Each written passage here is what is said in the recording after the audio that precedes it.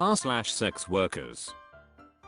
OK underscore ace 1839 says, how would you respond? I can't tell if this is sarcasm or not. We never even met. Is this sarcasm? It sounded like it until the very last message from him. Included photo.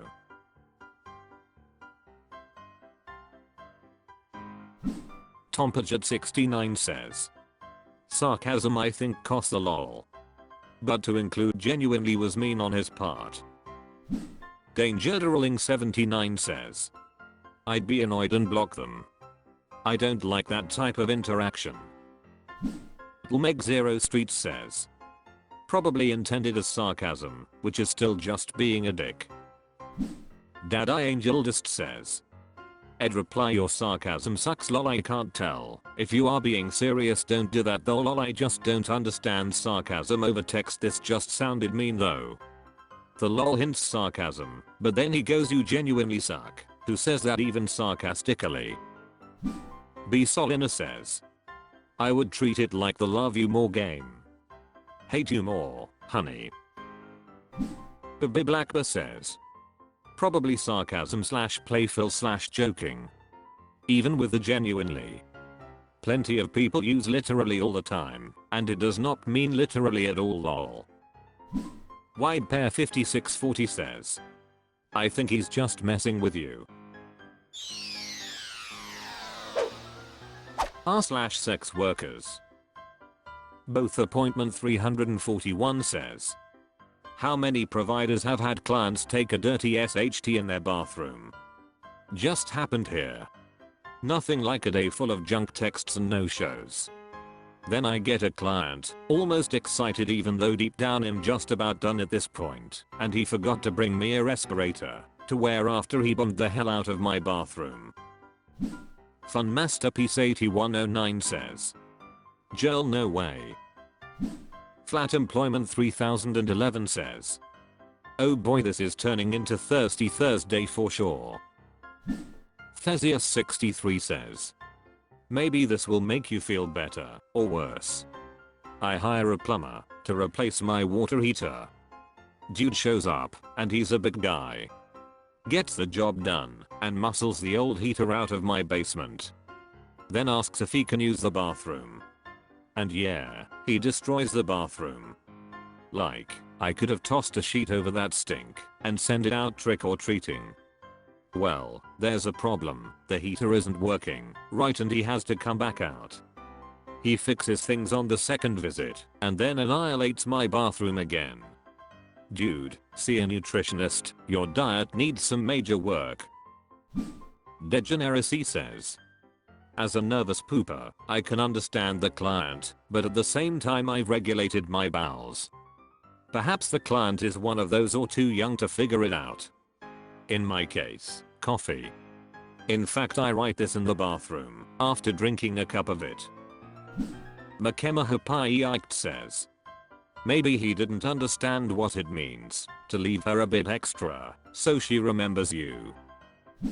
Wendell 7171 says, all it takes is turning the fan on, spraying some cologne, or taking it to a coffee shop nearby. I can't understand why some dudes are so gross. Then they complain about someone not into them. After they try for best service or negotiate rates, don't clean themselves properly and do this. Seeking Wealth Cuck says, Lord today. Aggressive underscore poetry 801 says, try and look at the bright side, it cold been worse. At least he didn't hit you with the old upper decker. Clolove says, yes, but who had someone come with shit in that ass and it gets on your sheets. Burn underscore undercover says, honest question, what do you do if you're on your way to see a provider and nature calls while you're on the way? It's not my first choice to go number 2 in a provider's bathroom before I rinse off, and I feel super bad about it, but sometimes I don't feel like I have many options. Wormum says, one guy so, frick, I'm gross, I know a guy who used to smoke crack And he told me that when he was going to pick up he'd be so excited he'd have to stop and take a shit along the way. That's what it reminded me of, like he was so excited to be with me. It made him shit, which made it 1 billion times more foul. r/sex workers.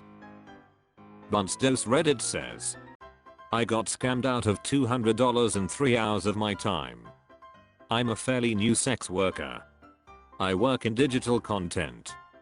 I was contacted by a buyer on Reddit a few days ago, told me he would be willing to buy a 2-hour session where I dress up and take pics and follow his instructions. Usually I take payment up front, no other way, but for some reason this is the one time I'll let it slide. I spent 2.5 to 3 hours with him, taking photos and videos, following his instructions, doing custom requests. He screenshotted it all. And then he blocked me without paying me. I'm so dejected now, MFAO. Just wanted to vent. OpenEar8858 says, always take payment up front. I always think of it like this: why would someone bother to pay you afterwards if they already got the service? April 11 says, and the on time you let it slide, you didn't get your money. Rule #1 is #1 for a reason. Vixen Hendricks says, please do research on this industry and make sure it is right for you and you fully understand what needs to be done. The very first time is always get your payment up front and in hand. If you don't/can't even do that step, the rest will only be much harder and a waste of time. Don't ever let it slide. You cannot let men slide in this game. It'll almost always cost you in the end. Hosmt_gaming says, he's now selling that content to other editors. Nefertiti Nights says, they do it because someone else was willing to fall for it, and every time it works. Money before honey. Peach Sweet says, I've noticed PPL and Reddit don't do payment up front, so I don't work with them. Always upfront, no exceptions. Princess Resegatit says, pay before play or you don't stay. Blinksay Albert says, never get too comfortable. These MFS will take as much advantage that they can. Alahor says, why did you not take payment? People here can be harsh, but take this as a lesson. You should never make exceptions in any line of Southwestern. As the provider, you price your content, what you feel you're worth, and you take money up front. If they argue, move on. They won't be the only client. Even if you wait a whole day, don't be desperate, because all money isn't good money. Not only did he waste your time, he stole your content and can sell it or more. You did 2 hours without payment is a long time to work without thinking they might not pay. I had a friend while dancing. She did extras, I wasn't, so she didn't want to tell me she went and had sex in VIP. She found me on the floor and started crying and told me she was in VIP with this guy. He told her $200 for sex in VIP, but he wanted to throw the money, not hand her, so she had sex with him. Then he left as she was counting the money. He only threw $64 in ones. She was broken, never went back to that club. You always get your money first, especially me. I'm not submissive to these clients. You're doing it for money, so get it first like any other businesses. Individual_cause_537 says, that's your fault. At least you have a learning experience though. Beneficial Darkness says, Reddit is full of BS. You will not find clients here. Use the websites designed for these things and always take the $ first. You can't frick someone. And now he's selling all those screenshots and videos to other people. He was probably asking for specific things because he got asked for specific things. r/sex workers. Cultural_courage 1381 says, thoughts? Posting this on a throwaway account. I promise I'm active on the forum and not trolling. I'm considering getting pregnant by a LT client and quitting Southwestern. Hear me out. I've always wanted to be a mom. Some people want to become doctors, lawyers, etc. but being a mom is my end goal. Has super wealthy, intelligent, patient, generous, sweet, etc. It seems he was solely written and created by a woman. Has single, fit, early 50s, no kids, tall, great hair, and bright green eyes. Literally perfect genetics. If his credentials were in a sperm donation center, people would fight over his sample.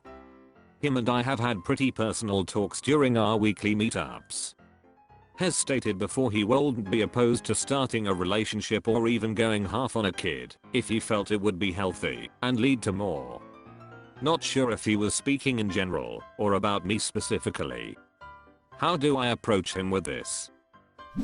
Remy0507 says, this is 100% my personal opinion, but I don't think that wanting to be a mom is a good reason to have a kid.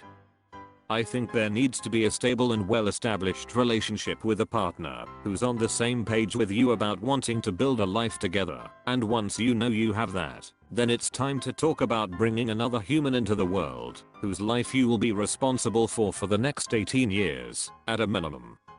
I don't know exactly what is meant by being willing to go half on a kid if it leads to more, but that doesn't sound like doing things in the right order or for the right reason.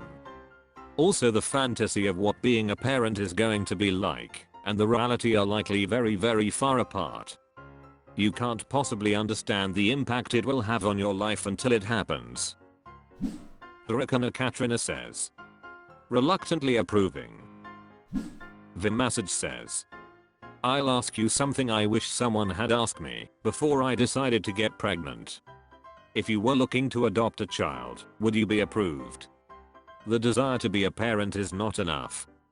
There are other considerations that go far beyond money and genetics. Fuzzy_Shoreline says, this seems very risky. You're tying yourself to a client that may want nothing to do with you down the line.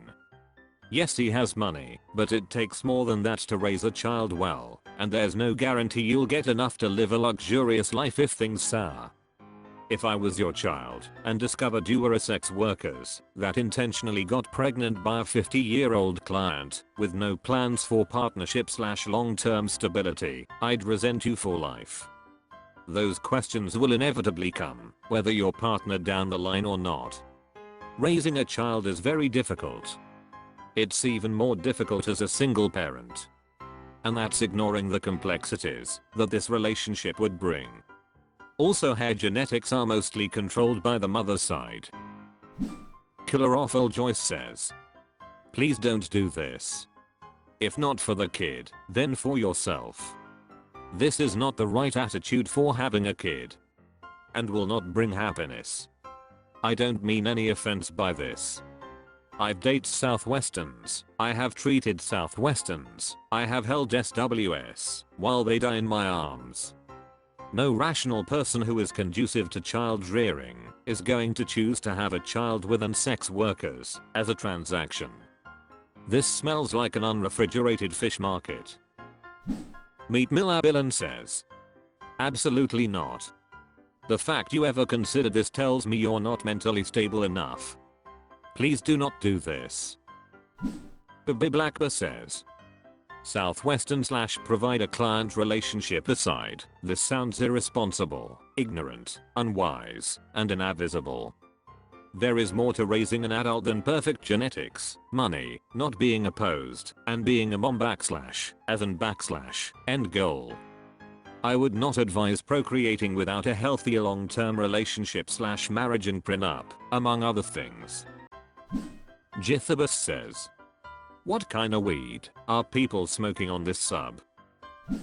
Virano says, just a reminder, if you have a kiddo you are tied to him and his family for the rest of your life. If something shitty happens, you still have to cooperate civilly for the good of the kiddo. Does he handle tough situations well? Do you guys share the same opinion on religion and politics, both government and community level? Can you guys communicate extremely well? There will be a constant demand of being 50/50 with everything. Such as taking turns with diaper changes, who feeds them, bathes them, dresses them, puts them to bed, watches them while X goes to the store. Then when they get older, will you both be able to attend school and eco events civilly in front of the kiddo if you're no longer friendly with each other?